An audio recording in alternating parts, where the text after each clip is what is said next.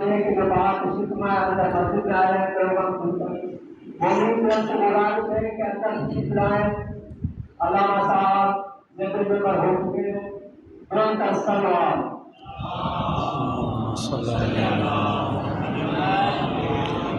मोमिनीन जो अंदर है वो भी थोड़ा थोड़ा सा आगे आ जाए, मुत्तसिल हो जाए।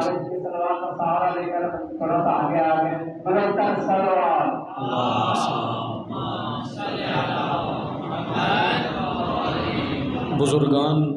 बुजुर्गान भले बैठे रहें दीवार के साथ, लेकिन जवान आगे ज़रूर आ जाए। लेकिन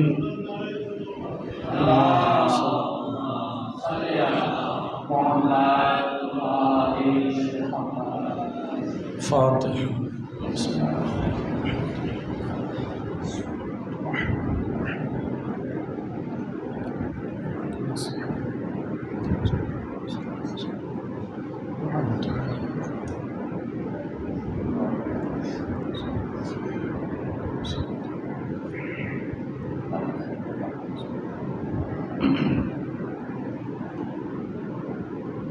أعوذ بالله من الشيطان الرجيم بسم الله الرحمن الرحيم الحمد لله رب العالمين الصلاة والسلام على أشرف الأنبياء والمرسلين وخاتم النبيين سيدنا ومولانا وعلى رسوله الكريم وأهل بيته الطيبين الطاهرين المعصومين المظلومين. أما بعد، قال الله تبارك وتعالى في كتابه المجيد وفرقانه الحميد بسم الله الرحمن الرحيم إنما يريد الله ليذهب عنكم الرجس أهل البيت ويطهركم تطهيرا.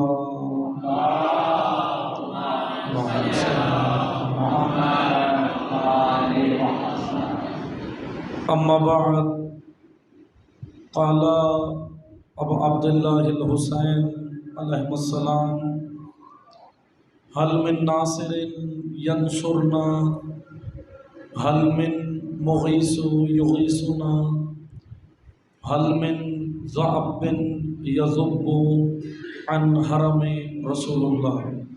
درود پڑھیے محمد والے محمد.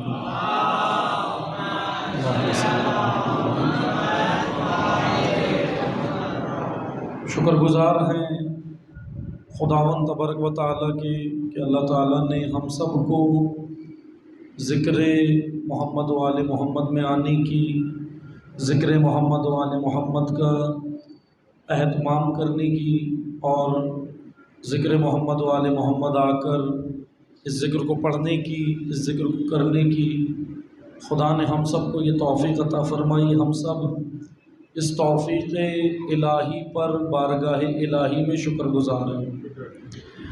یقیناً ذکر محمد و آل محمد اللہ کی جانب سے توفیق ہے اور یہ لطف الہی ہے، خداوند تبارک و تعالیٰ کا خاص کرم و عنایت ہے کہ خدا اس ذکر کے لیے بندوں کا انتخاب کرتا ہے، اس ذکر کے لیے بندوں کو چنتا ہے، اس ذکر کا اہتمام کرنے والوں کو بھی چنا جاتا ہے، اس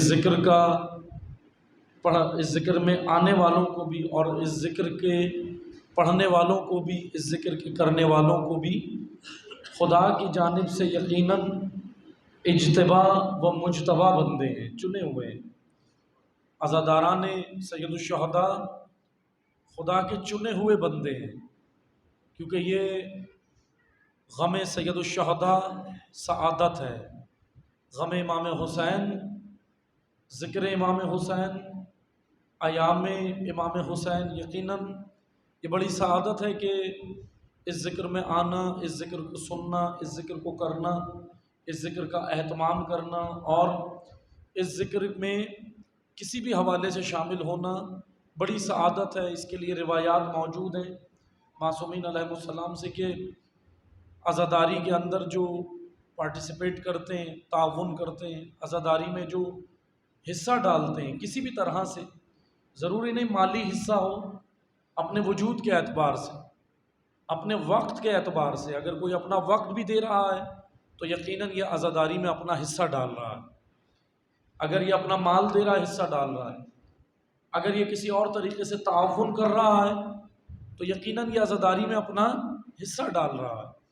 اور روایات میں مقام بیان کیا گیا ہے، فضائل بیان کیے گئے ہیں اور رتبہ بیان کیا گیا ہے ان لوگوں کا کہ جو عزاداری کا اہتمام کرتے ہیں۔ عزیزان محترم، ایام عزا ہیں، ایام سوگواری ہے، سید الشہداء ہیں، ایام سوگواری ہے اصحاب حسین ہیں، ایام سوگواری ہے انصار حسین اور ایام سوگواری ہے اقربا امام حسین ہیں۔ سید الشہداء کی قربانی کا مقصد سمجھنے کے دن ہے۔ سید الشہداء کی قربانی کے مقصد کو سمجھ کر دنیا تک پہنچانے کے دن ہے۔ یہ ایام اپنے ساتھ بہت بڑی ذمہ داریاں لے کر آئے ہیں۔ یہ ایام محبت و الفت کے اظہار کے ایام بھی ہیں اور اسی کے ساتھ ساتھ یہ ایام دراصل امام حسین کے پیغام کو احیا کرنے کے لیے ہیں، زندہ کرنا ہے سید الشہداء کا پیغام، اور تمام لوگوں تک یہ پیغام پہنچانا ہے۔ یہ ذمہ داری اور فریضہ ہر عزادار کا، ہر عزادار مبلغ راہ امام حسین ہے، ہر عزادار ہے، صرف ممبر پہ آنے والا نہیں بلکہ ہر عزادار، ہر ایک کی ماموریت ہے، ہر ایک کی ڈیوٹی ہے، ہر ایک کا فریضہ ہے۔ اور یہ فریضہ خدا نے رکھا ہے، یہ فریضہ معصومین نے رکھا ہے، یہ فریضہ پیغمبر اکرم نے رکھا ہے۔ اسی لیے ہم اپنے فرائض کو سمجھیں اور ان فرائض کو ادا کریں۔ موضوع گفتگو جیسا کہ ابھی آغا نے اعلان بھی کیا کہ حسین و اصحاب حسین، انشاءاللہ ہمارا موضوع ہوگا۔ ان ایام میں آپ کی خدمت میں حاضر ہوں گا اور موضوع آپ کی خدمت میں ہم یہ بیان کریں گے۔ سید الشہداء کے اصحاب کو سمجھنا، ان کے کرداروں کو میں انشاءاللہ کوشش کروں گا کہ روزانہ آپ کی خدمت میں ایک کردار کم از کم، کیونکہ 5 دن ہم آئیں گے تو انشاءاللہ کوشش کریں گے ان 5 دنوں میں ایک ایک کردار جو سید الشہداء کے اصحاب میں سے ہیں وہ آپ کی خدمت میں بیان کیے جائیں، کیونکہ اصحاب حسین یعنی ناصر حسین، حسین ابن علی کی نصرت کرنے والے۔ میں نے امام حسین کا خطبے کا ایک جملہ آپ کی خدمت میں، 2 جملات آپ کی خدمت میں تلاوت کیے، اور انشاءاللہ یہی سرنامہ سخن ہوگا گفتگو کا کہ سید الشہداء کا مشہور جملہ کہ حل من ناصر ینصرنا، میدان کربلا میں امام حسین نے ایک صدائے استغاثہ بلند کی کہ حل من ناصر ینصرنا، کہ ہے کوئی جو میری مدد کرے، نصرت کرے۔ حل من مغیث یغیثنا، استغاثے پہ لبیک کہنے والا۔ حل من ذاب بن یذب عن حرم رسول اللہ، کہ ہے کوئی جو حرمت رسول اور حرم رسول کا دفاع کرے۔ یہ امام حسین کا ایک پیغام اور اعلان ہے تمام آنے والی نسلوں کے لیے۔ یعنی یہ ایسا نہیں ہے کہ کسی صدی سے، کسی زمان سے، کسی زمین سے، کسی عصر سے، کسی مکان سے ریلیٹڈ چیزیں نہیں ہیں یہ، کیونکہ خدا جب ہدایت کرتا ہے لوگوں کی یا پیغام ہدایت ہوتا ہے تو وہ پیغام ہدایت یا ہادی کے جملات جو ہوتے ہیں وہ کسی خاص زمین کے لیے نہیں ہوتے، کسی خاص زمانے کے لیے نہیں ہوتے، کسی خاص طبقے کے لیے بھی نہیں ہوتے۔ ہادی کے جملے تمام بنی نوع انسانوں کی ہدایت کے لیے ہوتے، تمام انسانوں کی ہدایت کے لیے ہوتے۔ اب وہ تا قیامت آنے والے جتنے انسان ہیں ان کے لیے امام حسین کا یہ جملہ۔ اچھا، امام حسین کی شخصیت کو ہمیں سمجھنا بہت ضروری ہے، یہ بھی یاد رکھیں۔ ہمیں کلام حسین سے ہی حسین سمجھ آئیں گے، یعنی امام حسین کے کلام سے ہی، کیونکہ امام حسین کے کلام سے ہم مزاج حسینیت سمجھ سکتے ہیں، معرفت حسینیت ہمیں ہو سکتی ہے۔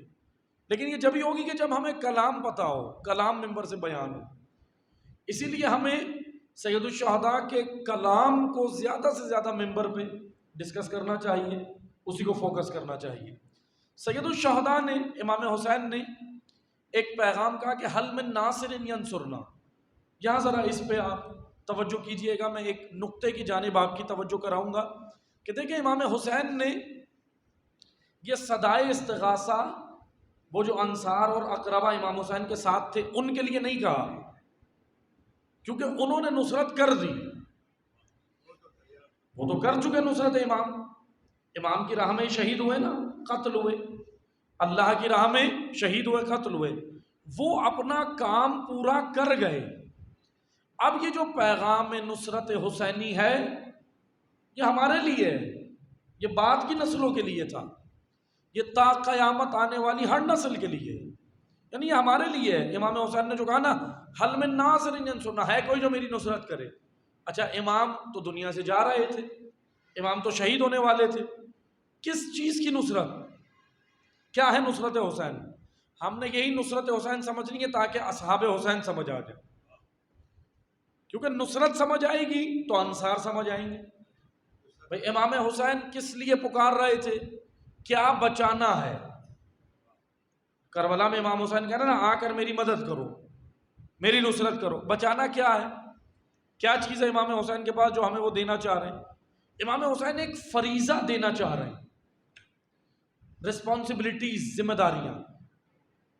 کیونکہ جو رسپانسبل نہیں ہے، معذرت کے ساتھ میں یہ جملہ ایسے نہیں کہہ رہا، روایات کے جملے ہیں کہ جو رسپانسبل انسان نہیں ہے، جو ذمہ دار نہیں ہے، وہ محب تو امام کا ہو سکتا ہے لیکن شیعہ نہیں ہے. بالکل ایسے ہی ہے. شیعہ بننے کے لیے، پیروی کے لیے رسپانسبلٹیز ضروری ہیں. اچھا وہی رسپانسبلٹیز ہم ڈسکس کریں گے ان مجالس میں کہ بھئی وہ رسپانسبلٹیز کیا ہیں، وہ ذمہ داریاں کیا ہیں. آج 1445 ہجری میں بیٹھا ہوں، 2023 میں بیٹھا ہوں، میں امام حسین کی نصرت کیسے کروں؟ امام تو 61 ہجری میں اپنا کام کر کے چلے گئے. اچھا اب چلیں، سوال یہ بنتا ہے کہ بھائی امام زمانہ ان کے وارث ہیں، ٹھیک ہے امام حسین کے وارث ہیں. اگر امام زمانہ ظاہری طور پہ ہوتے تو بھی سمجھ آتا کہ امام کا میں ساتھ دوں تو نصرت ہو جائے، پھر امام حسین کا پیغام پورا ہو جائے. یہ بالکل ایسے ہے کہ جیسے قرآن کریم میں اللہ تعالیٰ کا کہنا ہے کہ وَإِذْ أَخَذَ مِيثَاقَ النَّبِيِّينَ، ہم نے انبیاء سے میثاق لیا، وعدہ لیا، انبیاء سے ہم نے وعدہ میثاق لیا. کیا وعدہ لیا خدا نے؟ تمام انبیاء، تمام نبیوں سے خدا نے ایک وعدہ اور میثاق. میثاق کہتے ہیں عہد، میثاق کہتے ہیں ذمہ داری، میثاق کہتے ہیں کاندھے کے اوپر ذمہ داری لینا، بوجھ اٹھانا، یہ میثاق ہے. وَإِذْ أَخَذَ مِيثَاقَ، ہم نے میثاق لے لیا ہے، ذمہ داری لے لیا. اللہ کہہ رہا ہے بھائی نبیوں سے کیا ذمہ داری لی؟ خدا نے کہا ہم نے پچھلے، یعنی ابھی پیغمبر اکرم کے علاوہ ایک بات ہو رہی ہے، حضور کے علاوہ، یہ آیت حضور کے علاوہ دیگر انبیاء کی رسپانسبلٹیز بتا رہی ہے. اللہ تعالیٰ کا فرمان ہے کہ ہم نے انبیاء سے میثاق لیا. کون سے انبیاء؟ رسول کے علاوہ، پیغمبر اکرم کے علاوہ. کیا لیا ان سے میثاق؟ 2 میثاق لیے کہ ایک یہ کہ تم اس رسول پر ایمان لاؤ گے، پہلا یہ. کس رسول پر؟ پیغمبر اکرم حضرت محمد مصطفیٰ صلی اللہ علیہ وآلہ وسلم. اللہم صلی علی محمد وآلہ. 2 ذمہ داریاں انبیاء کے کاندھوں پہ رکھ دی خدا نے. ایک یہ کہ آپ حضور پر، آخری نبی پر ایمان، رسول اللہ پر ایمان. اور دوسری ذمہ داری انبیاء کے اوپر یہ رکھی کہ ایک تو ایمان لاؤ گے، دوسرا ان کی نصرت کرو گے، مدد بھی کرو گے. اب توجہ سے سنیے گا، آیت بڑی سمجھنے کی ضرورت ہے کیونکہ ظاہر بین قرآن نہیں سمجھ پاتے، ظاہر بین نہیں سمجھ پاتے، اس لیے ظاہری نہیں، قرآن کی ہم نے باطن کو سمجھنا ہے. اور قرآن کی تفسیر کے بارے میں معصومین سے روایات موجود ہیں کہ قرآن کی کچھ ظاہری تفسیریں ہیں، کچھ باطنی ہیں، اور کچھ باطن کی بھی باطن ہیں. اور پھر امام رضا کہتے ہیں ان جو سب سے باطن ہیں وہ ہم اہل بیت ہیں. اس لیے قرآن کی تفسیر کو سمجھنا ہے. اب یہ جو سورہ رحمان میں 2 دریا کے ذکر ہوئے، مرج البحرین، جناب سیدہ اور مولا علی کے لیے کی جاتی ہے نا تفسیر، کہ جناب سیدہ اور مولا علی، بے شک وہ ہیں، لیکن وہ باطنی تفسیر ہے۔ قرآن کی ظاہری تفسیر اسی زمین پہ موجود ہے، وہ دو دریا، وہ دو سمندر، شمالی امریکہ میں موجود ہیں وہ دو سمندر جو باہم چلتے ہیں، ملتے نہیں ہیں، کیونکہ یہ ہو گئی ظاہری تفسیر، اور باطنی تفسیر اہل بیت ہے۔ اس لیے یاد رکھیں، پیغمبر اکرم نے کہا کہ قرآن و اہل بیت دے کے جا رہا ہوں، دو ہم پلہ چیزیں، تاکہ تم گمراہ نہ ہو۔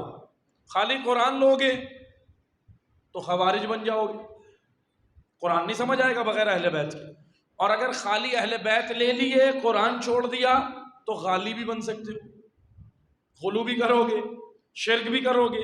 اس لیے دونوں کو لینا ہے۔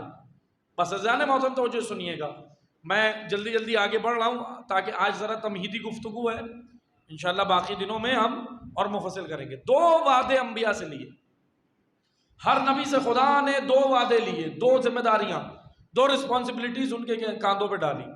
ایک یہ کہ ہم تم سے وعدہ لے رہے ہیں کہ یہ جو نبی ہم نے بھیجا ہے، آخری نبی حبیب خدا، ان پہ تم ایمان لاؤ۔ دوسرا، ان کی نصرت کرو، مدد کرو۔ بڑا عجیب سوال بنتا ہے اس آیت میں، ظاہری طور پہ دیکھیں تو یہ آیت سمجھ نہیں آ رہی، اس وجہ سے کہ بھائی ایمان لانے کی جہاں تک بات ہے سمجھ گئے، لیکن دیگر انبیاء جو پہلے حضور سے گزرے وہ ان کی نصرت کیسے کریں گے؟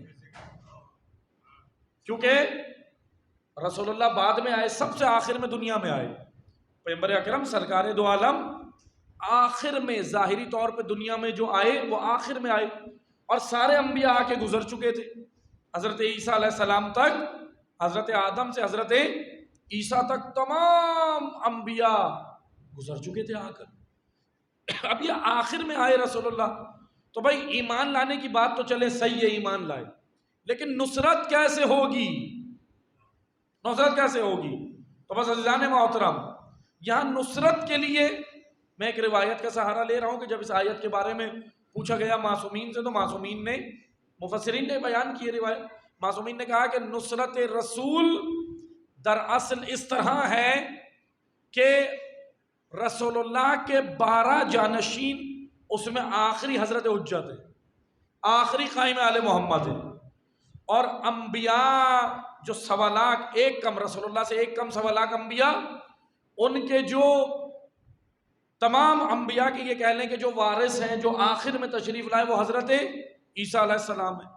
تو جب حضرت قائم ظہور کریں گے تو خدا عیسیٰ علیہ السلام کو بھی بھیجے گا، تو قائم رسول اللہ کے نمائندے ہوں گے، عیسیٰ تمام انبیاء کے ہوں گے۔ تو عیسیٰ علیہ السلام جب حضرت قائم آل محمد کی نصرت کریں گے، مدد کریں گے، تو اس آیت کی تفسیر پوری ہو جائے گی کہ ہم نے کہا تمہیں کہ ایمان بھی لاؤ اور نصرت رسول بھی کرو۔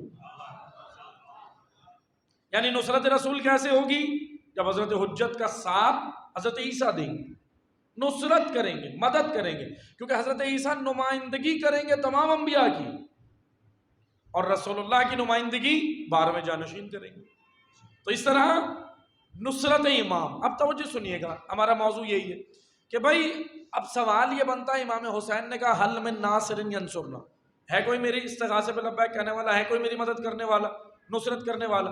اب امام حسین تو دنیا سے چلے گئے ظاہری طور پر، بعد کے ائمہ آتے رہے، چلے گئے، حتیٰ کہ ہم جس دور میں بیٹھے ہیں اس میں تو 12ویں بھی سامنے نہیں ہے، ہمارے 12ویں ہیں سامنے، ظاہری طور پہ سامنے، ان آنکھوں سے ہم 12ویں کو دیکھ سکتے ہیں، سرکار قائم آل محمد کو آپ دیکھ سکتے ہیں آنکھوں سے؟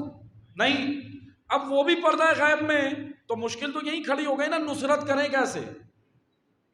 سوال تو یہی بنتا ہے کہ ظاہری طور پہ چلے امام ہوتے تو ہم امام کے کہنے پہ لبیک کہتے، جو وہ کہتے ہم کرتے رہتے، یہ نصرت امام ہو جاتی، لیکن اب امام چلے گئے پردہ غیب میں۔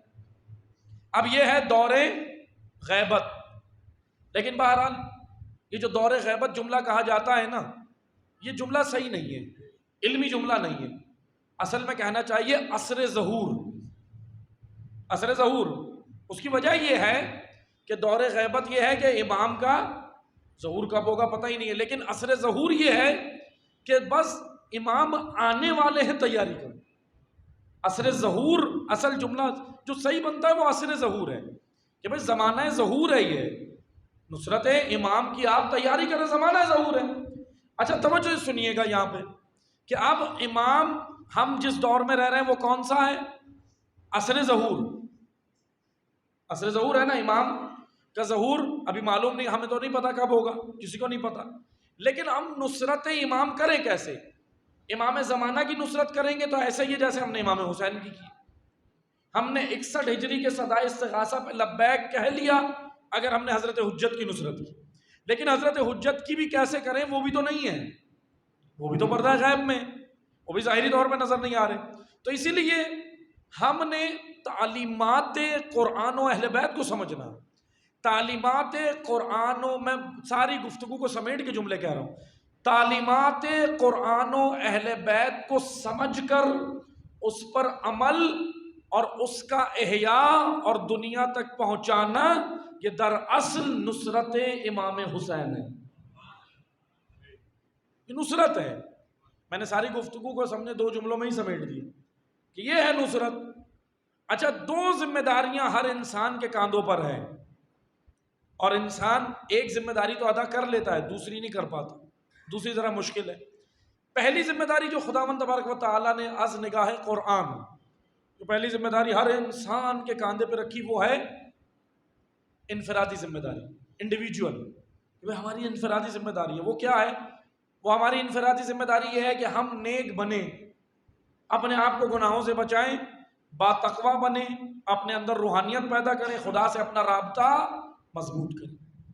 یہ ہے انفرادی ذمہ داری, یہ ہر انسان کو ادا کرنی. اچھا دوسری اجتماعی ذمہ داری ہے, وہ انفرادی نہیں ہے, وہ معاشرتی ہے, وہ سوسائٹی کی ہے, اور وہ ہے امر بالمعروف و نہی عن المنکر. وہ ذرا مشکل کام ہے. نصرت سید الشہداء قرآن کا احیاء, تعلیمات رسول اللہ کا احیاء, تعلیمات امام حسین کو زندہ کرنا, یہ نصرت امام. مقصد حسین ابن علی دنیا تک پہنچانا, اس پہ عمل کرنا, یہ نصرت حسین ابن علی, یہ نصرت ہے. بس آپ توجہ سے سنیں امام حسین کا مقصد کیا ہے. اب پہلے ہم وہ مقصد سمجھ لیں تو نصرت سمجھ آئے گی, اصحاب سمجھ آئیں گے کہ جو اصحاب امام حسین کے ساتھ آ رہے ہیں یہ کرنے کیا آئے تھے, کیوں آئے تھے. اور ایک چیز اور یاد رکھیں, کوئی بھی صحابی امام حسین, ابھی ہم اہل بیت کی بات نہیں کر رہے, بنو ہاشم کی بات نہیں کر رہے, صحابی, اصحاب, انصار, جتنے بھی اصحاب و انصار امام حسین ہیں ایسے امام کے ساتھ چلتے ہوئے نہیں آ گئے. مثلا انہوں نے دیکھا یہ بھی جا رہا ہے امام حسین کے ساتھ, وہ بھی میرا دوست ہے, یہ میرا دوست ہے, میں بھی چل دوں, یہ آج یہ دوست میرا جا رہا ہے میں بھی چل دوں, ایسے نہیں آئے. معرفت کے ساتھ, ایسی کربلا نہیں ہے, بڑی معرفت کے ساتھ آئے. اس لیے آپ توجہ سے سنیں امام حسین کا مقصد کیا ہے. وہ مشہور اسٹیٹمنٹ امام حسین ہے مدینہ سے نکلتے ہوئے, کیا ہے کہ میرا مدینہ سے نکلنے کا مقصد کیا ہے؟ امر بالمعروف اور نہی عن المنکر. بس یہ مشہور امام حسین کا اسٹیٹمنٹ ہے, بیان ہے. مدینہ سے نکلتے ہوئے امام کا جو آخری مدینہ کے اندر اسٹیٹمنٹ اور بیان ہے وہ یہ ہے کہ میں امر بالمعروف و نہی عن المنکر کے لیے جا رہا ہوں. ٹھیک ہے, بات ختم ہو گئی, دیٹس آل. اب امام نکل گئے, مکہ آ جاتے ہیں, مکہ میں اپنی تحریک کو چلاتے رہتے ہیں. صحیح ہے, مکہ میں رہتے ہیں, قیام کرتے ہیں 4 مہینے تک.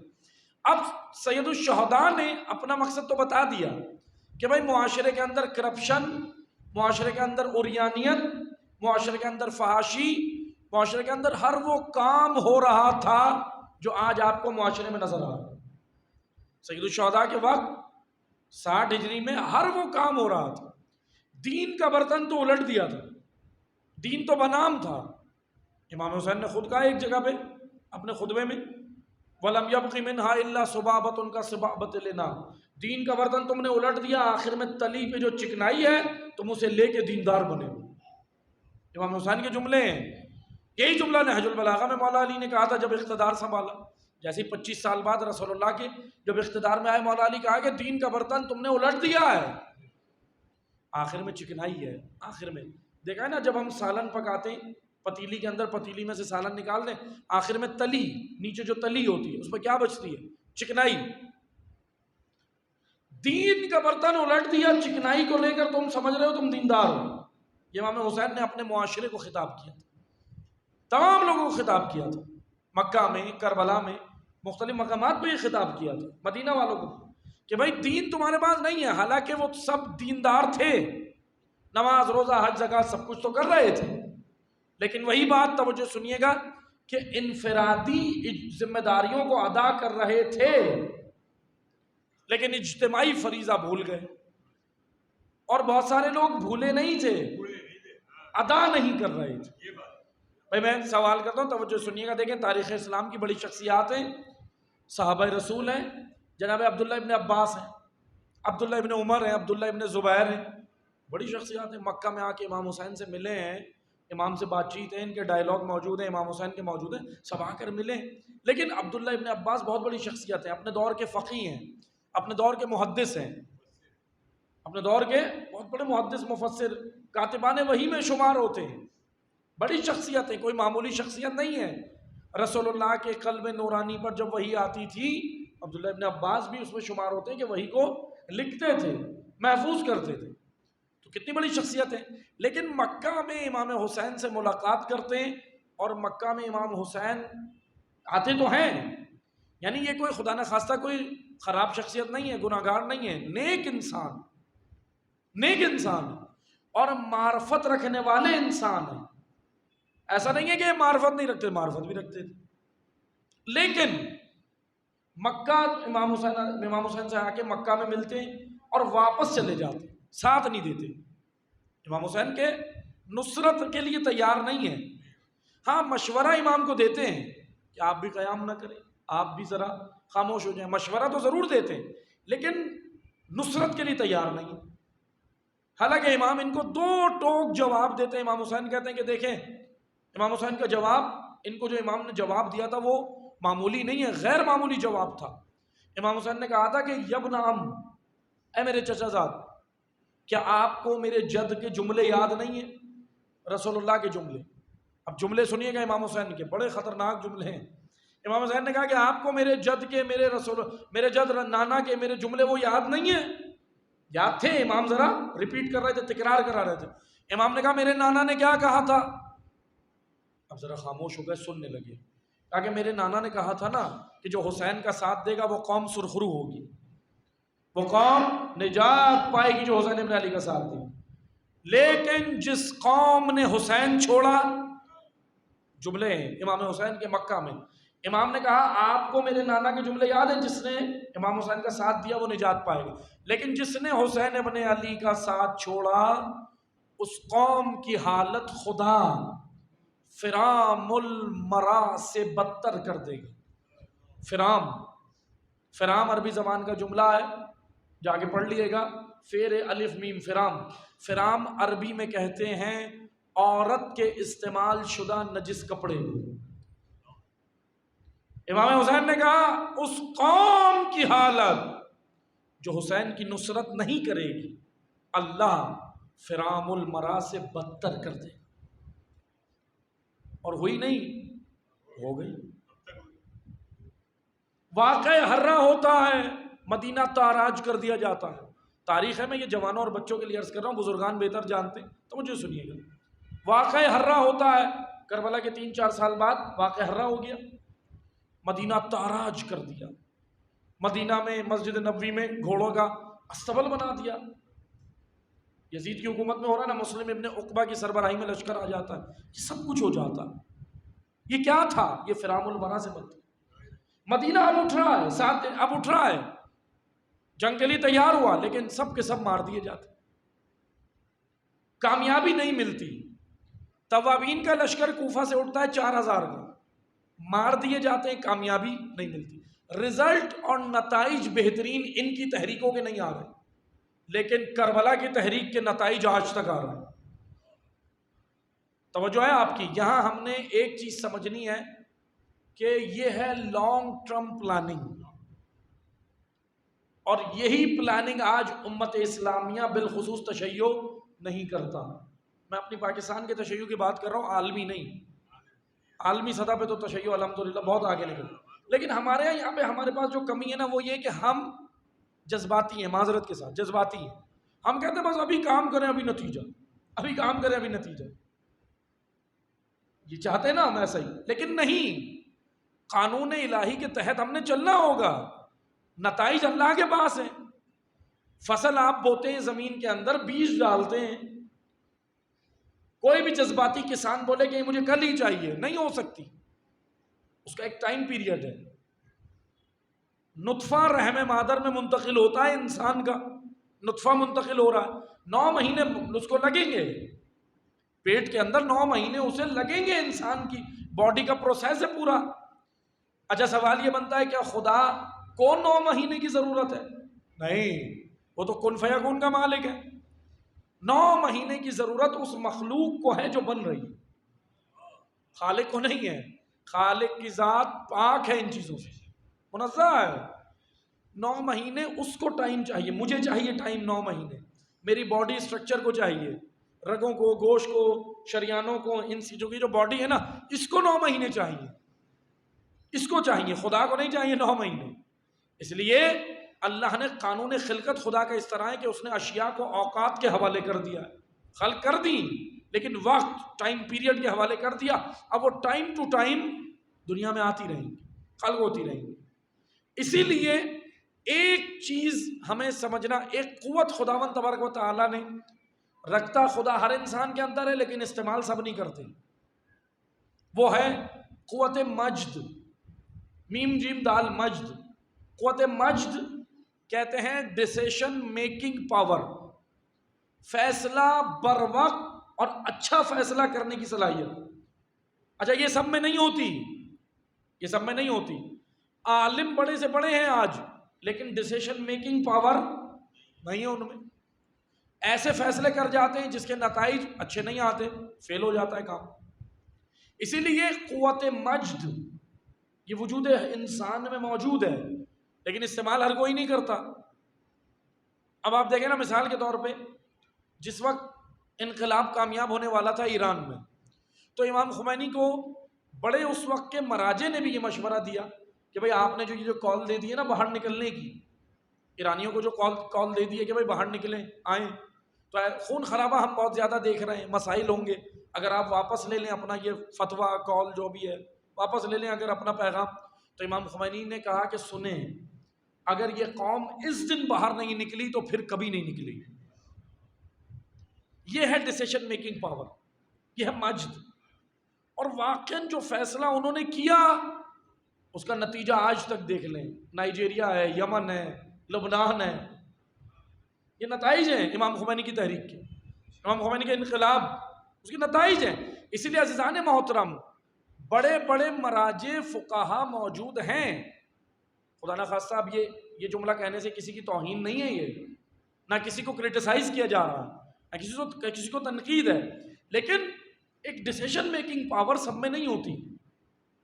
ڈیسیشن میکنگ پاور کے لیے بصیرت بہت زیادہ چاہیے ہوتی۔ علم جب وجود انسانی میں ارتقا کرتا رہتا ہے تو پھر وہ جب 100% پہنچتا ہے تو پھر بصیرت آتی۔ اس لیے فوراً ہم جیسے ہم مجھ جیسے طالب علم ہیں، ہم سمجھیں کہ بڑے بصیرت والے، نہیں بھائی، بصیرت آتی ہی جب ہے کہ جب علم ارتقا کرتا ہے وجود انسانی میں، علم رشد کرتا ہے، علم گروتھ پاتا ہے۔ پتہ چلے میں پہلے چیپٹر پہ ہی رکا ہوا ہوں اور میں اپنے آپ کو عالم سمجھوں، نہیں، ابھی میں اس چیپٹر پہ پہنچا ہی نہیں جہاں بصیرت آتی ہے۔ آگہی و معرفت اور چیز ہے، بصیرت اور چیز ہے۔ آگہی و معرفت تو جلدی آ جاتی ہے، بصیرت دیر سے آتی ہے۔ جناب عبداللہ ابن عباس میں آگہی بھی تھی، معرفت بھی تھی، لیکن بصیرت کی کمی تھی۔ لیکن سید الشہداء میں بصیرت کتنے اعلیٰ درجے پہ تھی۔ ابھی ہم تھوڑی دیر کے لیے ذرا اپنے ذہنوں کو، امام حسین کو ابھی تھوڑی دیر کے لیے امام معصوم سمجھ کے نہیں سوچیں۔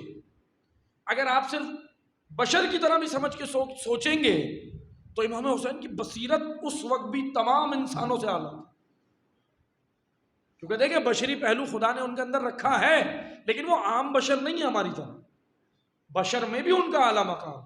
اس لیے توجہ سنیے گا، سید الشہداء امام حسین نے جو فیصلہ کیا، کہا کہ دیکھیں 60 ہجری جس وقت امام نے اپنی تحریک قیام شروع کیا، البتہ جب یکم محرم آئی تو 61 ہو گئی ہجری، لیکن 60 میں شروع کیا نا 28 رجب کو، 28 رجب جب مدینہ چھوڑا تو ظاہری امام حسین نے جو اپنا قیام شروع کیا وہ تو 28 رجب تھی، ظاہری، باطنی نہیں، باطن میں تحریک پہلے سے چل رہی تھی۔ وہ جو 50 ہجری میں امام حسن کی شہادت ہوئی اور 60 ہجری میں امیر شام واصل جہنم ہوا، یہ جو 10 سال تھے یہ باطنی تحریک کے دن تھے امام حسین۔ بہرحال وہ بھی ایک بڑا خوبصورت موضوع ہے کہ وہ 10 سال امام حسین نے کیا کیا، وہ پیچھے جائیں ہم 10 سال تو امام حسین کی تحریک کے وہ باطنی تحریک اندر اندر چل رہی تھی۔ ہاں ظاہری طور پر 28 رجب کو آغاز ہوگی، ظاہری طور پر۔ اب امام حسین نے جس وقت 28 رجب 60 ہجری جو اپنے قیام کے لیے امام نے چنا وہ بالکل درست وقت تھا۔ اگر امام حسین آگے پیچھے وقت کو کرتے تو کربلا کے یہ نتائج نہ آتے جو آج تک آ رہے ہیں۔ اسی لیے ڈیسیشن میکنگ پاور مجد کی ضرورت ہے۔ بس عزیزان محترم جذباتی فیصلے نہیں، آج یہ قوت مجد جانتے کہاں ہیں؟ معذرت کے ساتھ بلا مغالطہ کہوں گا، ہمارے اندر نہیں ہے، یہودیوں میں ہے، اسرائیل میں ہے۔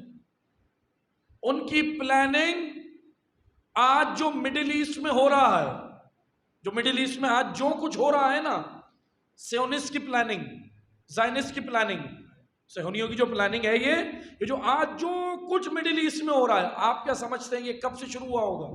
10 سال پہلے، 20 سال پہلے، 25 سال پہلے، 50 سال پہلے؟ نہیں، 250 سال پہلے سوئٹزرلینڈ کے 5 یہودیوں نے مل کے کتاب لکھی تھی، اس میں یہ پلاننگ ڈالی تھی 250 سال پہلے۔ اور ان کے اندر کوالٹی یہ تھی کہ وہ 5 کے 5 جذباتی لوگ نہیں تھے، بہت لانگ ٹرم پلاننگ کرنے والے تھے، انہوں نے لانگ ٹرم پلاننگ کی تھی۔ وہ یہ نہیں چاہ رہے تھے، وہ کامیابی کا صحرا اپنے اوپر لینا نہیں چاہ رہے تھے۔ معذرت کے ساتھ آج ہمارے اندر کمی یہ ہے، میں بلا تفریق بات کر رہا ہوں تمام تشیعوں کی، آج ہمارے اندر کمی یہ ہے کہ ہم کام کرنے سے زیادہ فوکس کرتے ہیں کامیابی کا صحرا پہننے میں، کہ یہ صحرا کس کے سر جائے گا۔ اس سے بہتر ہے کہ ہم کام پہ توجہ دیں، فوکس کریں تربیت پہ، لوگوں کو شعور دیں، تعلیم و تربیت کریں، آگاہی دیں، لیکن ہمارا سارا فوکس ہوتا ہے کہ میرے ہاتھ سے ہو جائے، میرے ہاتھ سے ہو جائے۔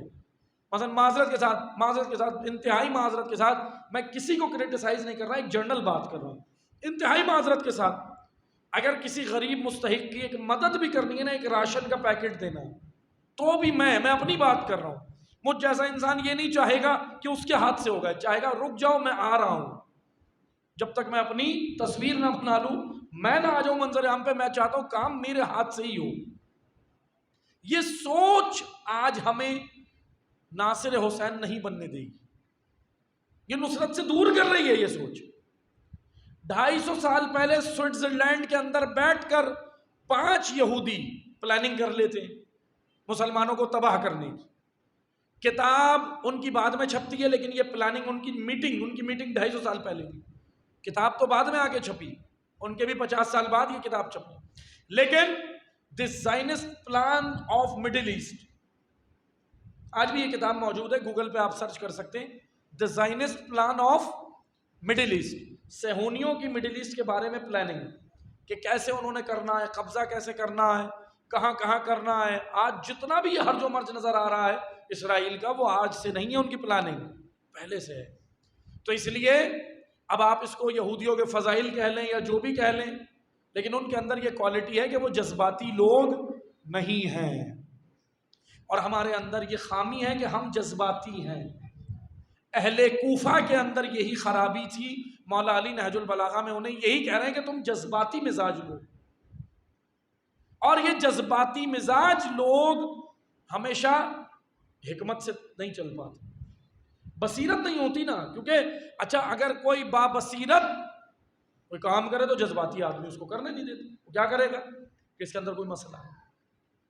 تو اس لیے ہمیں عزیزان محترم بصیرت کی ضرورت ہے نصرت کے لیے۔ یہ جو کربلا آ رہا ہے نا، یہ 72 تو دیکھیں امام کی فوج ہے، شہداء 72 نہیں ہے، شہداء 250 کے قریب ہے۔ اب میں آپ کے ذہنوں کو کنفیوز نہیں کر رہا کہ نئی چیز لے آئے، نہیں، مسند مقاتل میں شہدائے کربلا کی تعداد 250 کے لگ بھگ ہے، قریب 170 175 160 ایسے ذکر ہوئی۔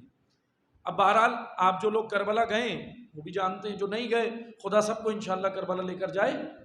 تو آپ وہاں جا کر دیکھیں گے تو وہاں بھی جو شہداء کی فہرست ہے، جو نام لگے ہوئے ہیں، وہ 72 نہیں ہیں، کیونکہ اب اس کا مطلب یہ ہوا کہ 72 امام کی وہ فوج ہیں، وہ لوگ ہیں جو چلیں امام کے ساتھ، 70 یا 70 پلس ہیں وہ فقط جو شامل ہوتے رہے ساتھ۔ لیکن جب امام وہاں پہنچے ہیں تو بہت سارے اور بھی آئے ہیں، حر اور اس کا بیٹا آیا ہے، ان کا غلام آیا ہے، اسی طرح کئی تاریخ کے اندر کئی کردار ہیں جن کے نام نہیں ہیں لیکن امام کی نصرت کے لیے آ گئے۔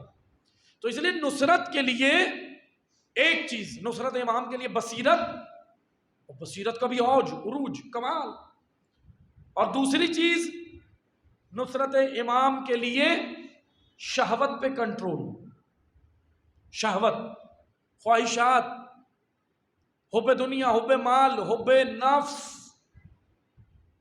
یہ بہت بڑی رکاوٹ ہے۔ شہوت اتنی بڑی رکاوٹ ہے کہ یہ شہوت عمر سعد انسان کو بناتی، حکومت رہے گی لالچ میں ہی قتل کیا نا امام کو، یہی شہوت۔ آئے میں ایک کردار آپ کو بتاتا ہوں، آج وقت گزر گیا، میں انشاءاللہ بتاؤں گا روزانہ ایک کردار، نام بھی یاد کر لیں اس کا، بڑا عجیب و غریب کردار ہے اور بہت دلچسپ کردار ہے تاریخ کا۔ ہم ذرا دیکھیں، قرآن کریم بیان کر رہا ہے کہ کچھ لوگوں کی ابتدائی زندگی اچھی ہوتی ہے، عاقبت خراب ہو جاتی ہے اینڈ میں آ کر، یعنی شروع میں ایمان کی راہ پہ چلتے رہے، جوانی اچھی جگہ پہ گزاری اللہ کی راہ پہ، بڑھاپے میں پھسل گئے، ایسے کردار ہیں تاریخ میں۔ اچھا کچھ کردار ایسے ہیں شروع میں بگڑے ہوئے تھے، جوانی اچھی راہ پہ نہیں گزاری، بڑھاپے میں سدھر گئے، ایسا ہے نا۔ اچھا اسی طرح ذرا یہ کردار ہے۔ اچھا خدا کیا ان کے درجات ہیں، بہرحال ابھی ہم اس بحث میں نہیں جاتے کہ ان کا کیا درجہ ہے کیا نہیں ہے، لیکن ایک چیز یاد رکھیں، یہ بڑے عجیب و غریب کردار، ان میں سے ایک کردار ایسا ہے، تاریخ کے بڑے بڑے کردار ہیں، اس میں سے ایک کردار ہے عمرو بن حجاج زبیدی، نام یاد کر لیں، عمرو بن حجاج زبیدی۔ صفین، جمل، نہروان، 3 بڑی جنگیں مولا علی نے جو اندر لڑی ہیں مسلمانوں سے، اندر جو مسلمانوں میں، تینوں جنگوں میں مولا علی کا بہترین سپاہی تھا، مدافع علی، علی کا دفاع کرنے والا، نام کیا ہے؟ عمرو بن حجاج زبیدی۔ 3 جنگوں میں مولا علی کا ساتھ دینے والا، بڑا بہترین، تینوں میں آگے پیش سپاہی علی میں آگے امیر شام سے بھی جنگ کر رہا ہے، خوارج سے بھی کر رہا ہے، اہل بصرہ سے بھی کر رہا ہے جمل میں، یہ کردار۔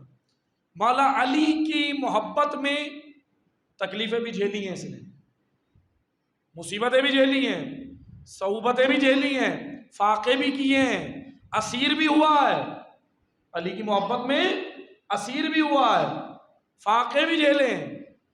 اب توجہ سے سنیے گا، رونگٹے کھڑے ہو جائیں گے، کتنے عجیب کردار ہیں یہ کردار صفین، جمل، نہروان میں مولا کے ساتھ، مولا علی کے ساتھ لڑ رہا ہے دشمنوں سے، مولا علی کی محبت میں فاقے، اسیری، سب کچھ جھیلے۔ یہی عمرو بن حجاج زبیدی ہے، مقتل میں اس کا نام ملتا ہے کہ 7 محرم کو عمر سعد کو اسی نے مشورہ دیا کہ حسین پہ پانی بند کیا جائے۔ اب آپ مجھے بتائیں کہاں چلا گیا یہ، کہاں سے کہاں گیا؟ یہ گرا ہے، یہ ہے شہوت، یہ ہے خواہشات۔ ہم کہتے ہیں نا کہ بھائی خواہشات ہی تو ہیں، میری یہ خواہش ہے، میری خواہشات اتنی خطرناک بن جاتی ہیں بعض اوقات کہ اتنا گرا دیتی ہیں انسان۔ کہاں گیا؟ قاتل امام بن گیا۔ یہ ہے عاقبت، شروع میں صحیح تھا، آخری زندگی برائی میں گزاری۔ اب آپ مجھے بتائیں عزیزان محترم، کیا چیز ہے یہ؟ شہوت۔ عمر سعد بھی ایسا نہیں تھا، بن گیا حکومت رہے کی لالچ میں۔ اب آئیں حر کی جانب، حر یہاں آ جاتا ہے حسین بن علی کے لشکر میں، دیکھیں کون سی چیز ہے، بس میں 2 جملے عرض کر کے ذکر مصائب پہ آ رہا ہوں، کون سی چیز ہے جو حر کو وہاں سے یہاں لا رہی، اور کون سی چیز ہے جو عمر سعد کو رشتہ دار ہے مولا علی کا، رشتہ ملتا ہے اوپر جا کے، اوپر شجرہ ملتا ہے عمر سعد کا مولا علی سے، کون سی چیز ہے جو عمر سعد کو یہاں سے وہاں لے گئی، کون سی چیز ہے جو عمر بن حجاج زبیدی کو یہاں سے وہاں لے گئی، کیا ہے جو یہاں سے وہاں لے گئی؟ وہ شہوت تھی، اور جو وہاں سے یہاں لائی وہ عقل تھی، وہ عشق تھا، اور عقل جب 100% وجود انسانی میں عقل جب سالم ہو جائے تو وہ عشق بن جاتی ہے، پھر عاشقوں کے معاملے ہوتے ہیں۔ کربلا عاشقوں کی زمین ہے، اس لیے کہا تھا نا مولا علی نے، یہاں پہ اللہ کے عاشق خون میں غلطہ ہو کے گریں گے، یہ عشاق خدا ہیں۔ نصرت حسین، عاشق رب بننا ہو نصرت حسین۔ بس میں گفتگو کو سمیٹ رہا ہوں، کیا ہے نصرت حسین؟ امام نے کہا حل من ناصر ینصرنا، میری مدد کرو۔ امام تو چلے گئے دنیا سے، مدد اب کیسے کریں؟ ابھی میں 2023 میں امام حسین کی مدد کیسے کروں؟ تو آئیں سنیں، اپنے آپ کو اور اپنی قوم کو جہالت کے اندھیروں سے نکال کر علم کی روشنی میں لانا نصرت حسین ہے، گمراہی سے نکال کر ہدایت کا سفر کرانا نصرت حسین ہے، تعصب کے بت توڑوانا اور ایک ملت یکجا بنانا، وحدت پیدا کرنا، یہ نصرت حسین، گناہوں کو ترک کرنا، راہ خدا پہ آ جانا، یہ نصرت حسین، یہ نصرت حسین ہے۔ کوئی اتنی مشکل کام تو نہیں ہے، یہ کتنا آسان کام ہے۔ ہاں مشکل جب ہے جب تک ہم میدان میں اتریں گے نہیں، ورنہ بہت آسان کام ہے۔ بس عزیزان محترم، یہ نصرت حسین۔ امام نے کہا نا حل من ناصر، مجھے ناصر چاہیے، کس کے لیے؟ دین کے لیے ناصر چاہیے۔ بھائی دین، امام حسین نے اپنا فریضہ ادا کر دیا، لیکن پھر بھی امام حسین کی شہادت کے بعد بھی دین پر آنچ آئے گی، ہر زمانے میں آ رہی ہے یا نہیں آ رہی؟ آپ دیکھ لیں، ہر زمانے میں آ رہی، آج بھی دین پر یلغار ہے یا نہیں ہے؟ انٹرنل ایکسٹرنل دونوں ہیں، اندرونی بیرونی دونوں ہیں۔ تو اب کون ہے جو دین پر ہونے والی یلغاروں کو روکے گا؟ وہی ناصر حسین، جو اسلام کا دفاع کرے گا وہ ناصر حسین، جو اسلام کے اندر ایسی خرافات جو اسلام سے ٹکرائیں وہ داخل نہ ہونے دے، یہ نصرت حسین۔ خرافات، تخیلات اور ایسی بے جا چیزیں جو اسلام نہیں ہے، اسلام میں ڈالنا، اسلام میں ڈالنے والوں کا قلع کما کرنا، یہ نصرت حسین ہے، یہ نصرت حسین ہے۔ بس عزیزان محترم، یہ عقل اور شہوت کی جنگ ہے، نصرت اندر وجود میں عقل اور شہوت کی جنگ ہے۔ اگر عقل سالم رہی تو آپ ناصر حسین بنے، اور اگر شہوت غالب آ گئی تو قاتل حسین بن جاتے۔ دیکھ لیں دونوں کردار ہیں کربلا میں، ناصر حسین، قاتل حسین، دونوں ہیں نا، ایک علیہ السلام، ایک لعنت اللہ، دونوں کردار ہیں۔ اچھا ایک تیسرا راستہ بڑا عجیب و غریب ہے، وہ لوگوں نے خود بنایا، وہ تھے خاموش تماشائی، یہ ہے خاذل، وہ ناصر، وہ قاتل، یہ خاذل۔ خاذل یعنی خاموش، سائلنٹ، بالکل نہ حق کا ساتھ دو نہ باطل کا، اور سب سے بڑا مجرم یہی طبقہ۔ بھائی ناصر حسین سرخرو ہو گئے، امام حسین کے ساتھ جنت میں مقام پا گئے، قاتل حسین بدکار جہنم واصل ہو گئے، لیکن یہ جو خاذل ہیں ان کا انجام بہت برا ہے، کیونکہ انہوں نے نہ حق کا ساتھ دیا نہ باطل کا، انہوں نے کہا خاموش ہو جاؤ، اپنی جان بچاؤ۔ ہمیں کیا پڑی ہے؟ اگر موضوع یہ نہیں ہے ابھی، اس لیے مجلس میں موضوع جو ہوگا وہ آگے اس میں بیان کریں گے۔ تو بس عزیزان محترم توجہ سنیے، سید الشہداء نے قاتل، اور سید الشہداء کے ایک طرف ناصر ہے، ایک طرف قاتل ہے، لیکن یہ درمیان میں خاذل ہے، تماشائی۔ اب یہ خزل کیا ہے؟ خزل ہے بالکل غیر ذمہ دار طبقہ، غیر ذمہ دار، خاذل اس کو کہتے ہیں جس نے کوئی ذمہ داری نہیں لی. خاذل اس کو کہتے ہیں کہ جو معاشرے میں بے راہ روی کو دیکھ لیتا ہے لیکن کوئی عکس العمل نہیں دکھاتا، یہ خاذل ہے. اور ناصر وہ ہے جس سے برداشت نہیں ہو رہا، جس سے یہ برداشت نہیں ہو رہا کہ بھائی اس دین کو، جس دین میں تم غلط چیزیں ڈالنے کی کوشش کر رہے ہو، اس دین پر علی اکبر کا لہو لگا. یہ ناصر ہے، اس کے دل میں درد ہوتا ہے. نصرت کے لیے درد چاہیے، نصرت کے لیے اندر وجود میں درد ہونا ضروری ہے. بس عزیزان محترم، نصرت حسین آ کر دیکھیں کون کر رہا ہے نصرت حسین، کون ہے ناصر؟ حسین کی سب سے بڑی ناصرہ کا نام زینب کبریٰ، جناب زینب کبریٰ نصرت امام ہے. جناب سید سجاد، امام سجاد ناصر حسین. کیونکہ دیکھیں نا، امام نے جو حلمن کہا نا، اب حلمن پہ بعد میں یہ انہوں نے عمل کیا. سید الساجدین نے، جناب زینب کبریٰ نے، بعد میں بچنے والی بیویوں نے، خواتین نے. اس لیے یہ بھی نقطہ لیتے جائیں، نصرت حسین کے لیے مرد ہونا ضروری نہیں ہے. نصرت حسین یہ نہیں ہے کہ عورت نہیں کر سکتی، مرد ہی کرے گا، نہیں. نصرت حسین کے لیے مرد و زن شرط نہیں ہے، نصرت حسین کے لیے وجود میں غیرت شرط ہے. اب وہ غیرت عورت کے اندر بھی ہوگی تو بھی وہ ناصرہ بنے گی. دیکھ لیں آپ، وجود خدیجۃ الکبریٰ میں دینی غیرت تھی، اس لیے رسول کی ناصرہ بن گئی. وجود سیدہ فاطمہ میں دینی غیرت تھی، اس لیے ناصرہ علی بن گئی، ناصرہ ولایت بن گئی.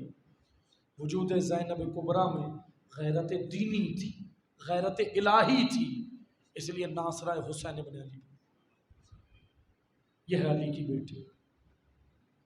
اور شام غریبہ کہا تھا بھیا سے، اور دو جملے سنیے گا مصائب کی. علی کی بیٹی ناصرہ بن گئی، سید سجاد ناصر، ناصر امام. جب سب کچھ خیمے جلنے لگے نا، شام غریبہ آنے لگی، غریبوں کی شام.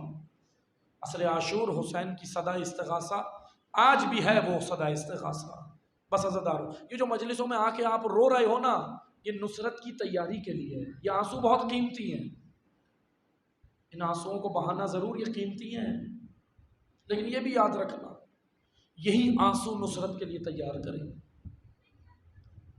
بے وقوف ہیں وہ لوگ جو ان آنسوؤں پہ تنقید کرتے ہیں کہ جن آنسوؤں سے کیا ہوگا، یہ آنسوؤں سے کیا ہوگا. نہیں، آنسو ہمارے وجود کے اندر اگر کوئی غلط چیزیں ہیں اسے نکال کر ناصر حسین بنانے کے، یہی تو آنسو ہیں، یہی تو ہمیں تیار کرتے ہیں. ان آنسوؤں میں طاقت ہے، طاقت ہے ان آنسوؤں میں. یہ آنسو ہمیں غیر ذمہ دار نہیں بناتے، ذمہ دار بناتے. یہ آنسو ہمیں ناصر بناتے. ورنہ آپ دیکھ لیں، ہاں دو قسم کے آنسو ہیں. ایک کوفہ والے آنسو بہا رہے تھے، ایک علی کی بیٹی بہا رہی تھی. دونوں میں فرق دیکھیں. وہ غیر ذمہ دار تھے، بعد میں آ کے آنسو بہانے لگے کہ ہم سے غلطی ہو گئی، یہ ہو گیا. علی کی بیٹی نے ان غیر ذمہ داروں کے آنسو قبول نہیں کی، کہا کہ نہیں، اب نہیں. ذمہ دار آنسو یہ ہیں کہ زینب روتی بھی رہی، روتی بھی رہی، بھائی کے بچوں کو بھی سنبھالتی رہی، نبی کے نواسے کے بچوں کو سنبھالا، نصرت دین بھی کرتی رہی، روتی بھی رہی. یہ ہیں ذمہ دار لوگوں کے آنسو. بس عزادارو سننا، جلنے لگے خیمے، جلنے لگے خیمے. بیویاں خیموں میں ہیں. علی کی بیٹی آتی ہے، پوچھتی ہے سید سجاد خیموں میں جل کے مر جائیں یا باہر نکلنا؟ اجرکم اللہ. عزادارو، ابو بصیر سے امام باقر نے کہا، گریہ کرنے آئے ہو نا حسین، لیکن ایسے تو حق نہیں بنتا نا گریے کا. ابو بصیر رو رہے تھے. امام باقر نے کہا ابو بصیر، آپ عزاداری کی مجلس میں تھے. ابو بصیر، امام باقر برابر میں بیٹھے. امام باقر نے کہا ابو بصیر آپ رو نہیں رہے؟ ابو بصیر نے کہا مولا رو رہا ہوں. کہا ابو بصیر اس طرح نہیں جیسے بوڑھی ماں جوان بیٹے پہ روتی. اجرکم اللہ. کیونکہ حق بنتا ہے حسین پہ رونے کا. ہم سے پوچھتے یہ دنیا روتے کیوں ہو؟ شہادت پہ روتے ہو؟ نہیں، ہم شہادت پہ نہیں روتے، شہادت پہ ہم فخر کرتے ہیں، شہادت پہ ہم مبارکباد دیتے ہیں، شہادت فخر کا مقام۔ لیکن یہ بتاؤ اے مسلمانوں، یہ بتاؤ تم آج ہم سے سوال کرتے ہو روتے کیوں ہو؟ شہادت تو ہم فخر کرتے ہیں، لیکن کیا 6 مہینے کے بچے کے گلے میں تیر مارنا یہ جنگ تھی؟ یہ جنگ ہے؟ نہیں، یہ ظلم ہے۔ اچھا یہ بتاؤ ہم سے پوچھتے ہو روتے کیوں ہو؟ روتے کیوں ہو؟ چلو ہم حسین پہ نہیں روتے، حسین کا گلا کٹ گیا نہیں روتے، لیکن 4 سالہ بچی کو تماچے مارنا، اللہ اکبر، یہ کون سی جنگ میں جائز ہے؟ یہ کون سی جنگ میں جائز ہے؟ یہ تو اسلام سے پہلے بھی نہیں ہوتا تھا، بچوں پہ ظلم نہیں ہوتا تھا۔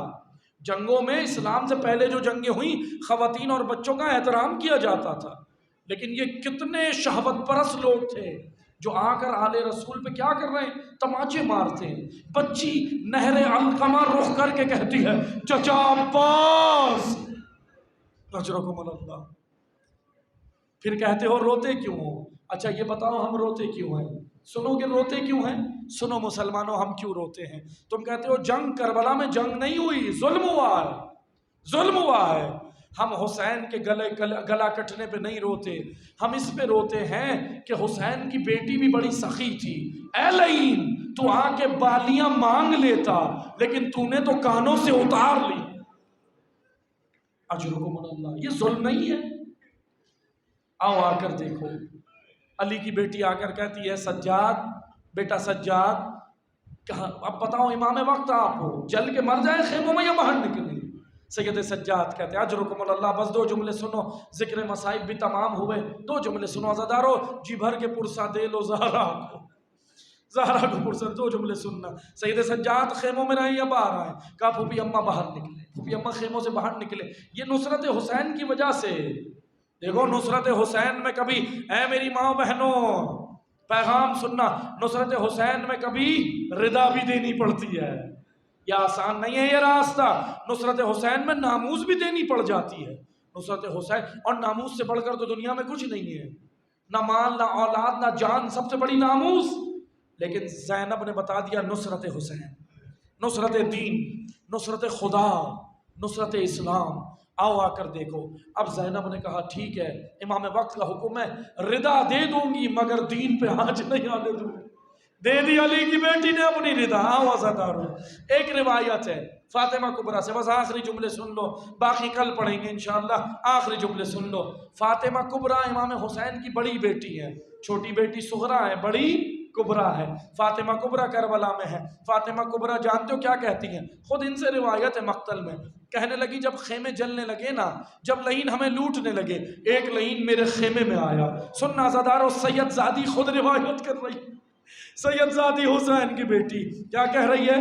کہتی ہے کہ ایک لعین میرے خیمے میں آیا، لوٹنے لگا، لوٹتا بھی جاتا تھا روتا بھی جاتا تھا۔ اجرکم اللہ۔ میں نے کہا لعین تو لوٹتا کیوں ہے؟ اگر رو رہا ہے تو لوٹتا کیوں ہے؟ اور اگر لوٹنا ہی ہے تو پھر روتا کیوں ہے؟ تو جانتے ہو اس نے کیا کہا؟ کہنے لگا میں لوٹ اس لیے رہا ہوں کہ میں نے نہیں لوٹا تو کوئی اور لوٹ لے گا۔ کہا اچھا پھر کوئی اور لوٹ لے گا تو یہ بتا رو کیوں رہا ہے؟ کہا رو اس لیے رہا ہوں کہ آپ آل رسول ہو۔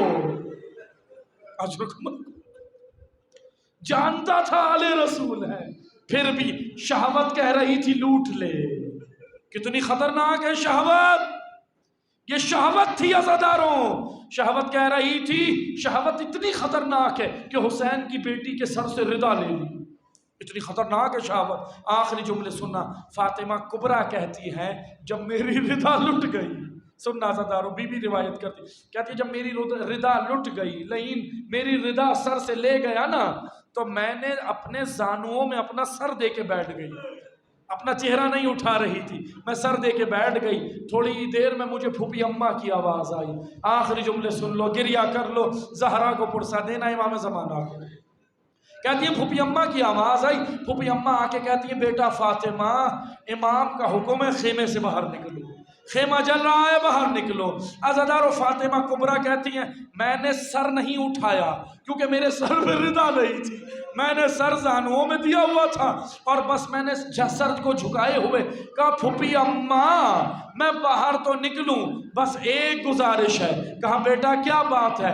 کہا پھوپھی ایک ردا اگر مل جائے تو میں خیمے سے باہر نکلوں۔ عزادارو علی کی بیٹی کے جملے سننا، کلیجہ پھٹ جائے گا، دو جملے سننا۔ کہتی ہے بیٹا فاطمہ سر اٹھا کر تو دے۔ فاطمہ کبریٰ نے سر اٹھایا، علی کی بیٹی کے سر پہ بھی ردا نہیں تھی۔ واہ غربتا واہ حسین۔